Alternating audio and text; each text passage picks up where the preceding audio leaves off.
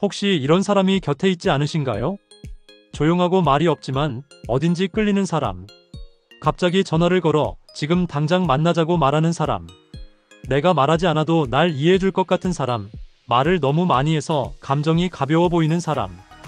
이런 사람들과 함께할 때 우리는 종종 이렇게 느낍니다. 왜 이렇게 나랑 다르지? 왜 자꾸 부딪히지?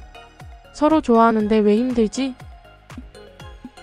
그런데 혹시 이 모든 갈등의 원인이 단순한 성격 문제가 아니라 서로 다른 에너지 방식의 차이 때문이라면요? 오늘 영상에서는 우리가 가장 자주 겪는 두 가지 성향, 내향형과 외향형이 관계 안에서 왜 갈등하고 어떻게 서로를 이해해 나갈 수 있는지를 이야기해 보겠습니다. 시작하기 전에 이런 이야기가 궁금하신 분이라면, 그리고 인간관계로 지치고 고민 중이시라면 지금 구독과 좋아요, 그리고 알림 설정도 부탁드립니다. 한 번의 클릭이 더 많은 사람에게 위로가 될 수 있습니다. 내향형과 외향형. 우리는 종종 이 둘을 단순히 조용한 사람, 활발한 사람 정도로 구분합니다. 하지만 그 이면에는 훨씬 더 깊은 차이가 있습니다. 내향형은 혼자 있는 시간에서 에너지를 얻습니다. 이때 에너지를 심리적 에너지라고 하는데, 내향형은 이 에너지가 자기 내면을 향하고 있기 때문입니다. 그들은 조용한 공간에서 생각을 정리하고 사유하고 느낍니다. 말보다 글로 표현하는 게 더 익숙하고 말을 꺼내기 전엔 속으로 수차례 고민합니다. 그렇기 때문에 실수가 적고 한 번 맺은 관계는 깊고 오래갑니다. 경청에 능하고 타인의 감정을 조심스럽게 다룹니다. 하지만 감정을 표현하는 데 서툴러서 오해를 사기도 하고 변화에 대한 불안감으로 기회를 놓치기도 하죠.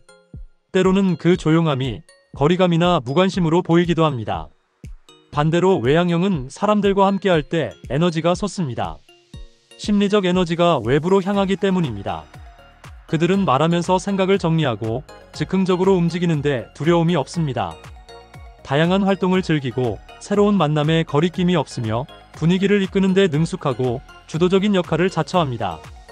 그들은 활발하고 낙천적이며 도전적인 에너지를 주변에 퍼뜨립니다. 하지만 너무 많은 활동으로 번아웃이 오기도 하고 깊이보다는 넓이에 머무를 수 있으며 혼자 있는 시간은 불안하게 느껴지기도 합니다. 감정은 쉽게 말하지만 때론 가볍게 느껴질 수도 있죠.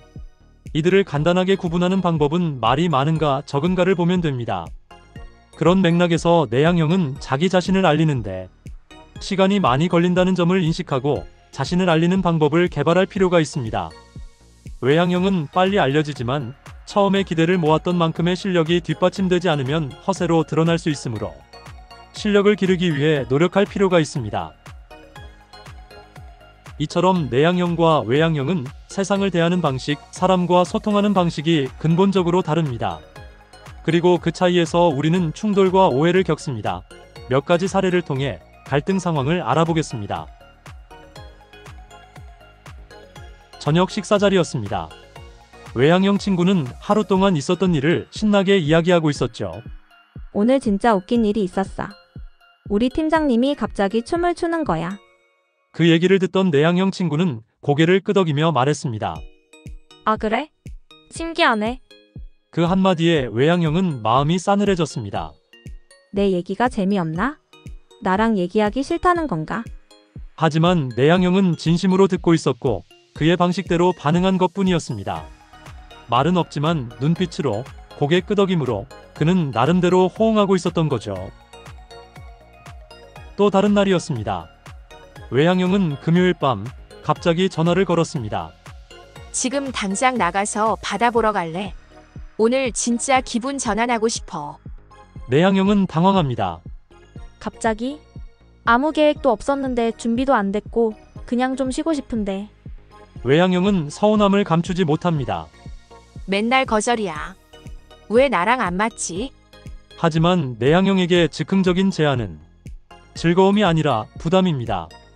감정적 준비가 안 된 상태에서 나서는 건 그에게 작은 전쟁 같은 일일 수 있죠. 회식 자리에서 이런 일도 있었습니다. 외향형은 이리저리 테이블을 돌며 모두에게 인사를 건넸습니다. 내향형은 조용히 한쪽에 앉아 있다가 눈에 띄지 않게 자리를 빠져나갔습니다. 다음 날 외향형은 묻습니다. 어제 왜 아무 말도 없이 가셨어요? 내향형은 답합니다. 그냥 좀 시끄러워서요. 혼자 있고 싶었어요. 외향형은 실망합니다. 내가 불편했나? 내가 뭐 잘못했나? 하지만 내향형은 그런 생각을 전혀 하지 않습니다. 그저 이쯤이면 자연스럽게 나가도 되겠지라고만 여겼을 뿐입니다. 이런 상황도 있었습니다.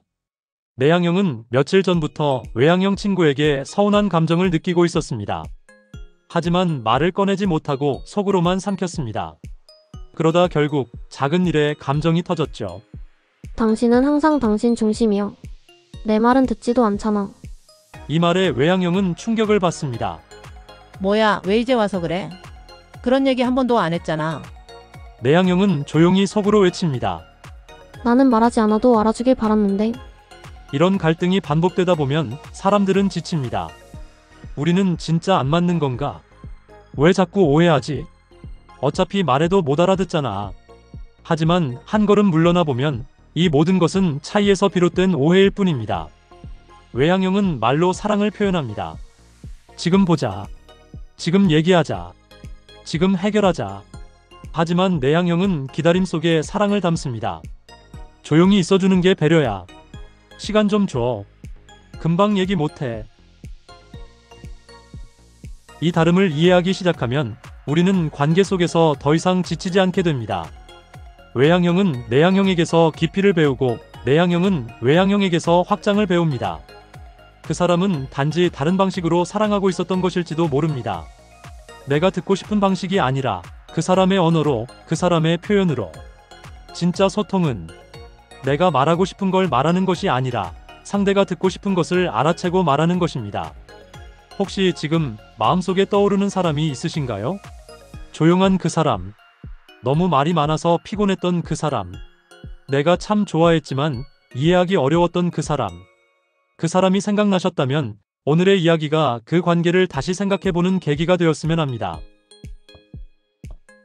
이 영상이 도움이 되셨다면 구독과 좋아요, 그리고 알림 설정도 꼭 부탁드립니다.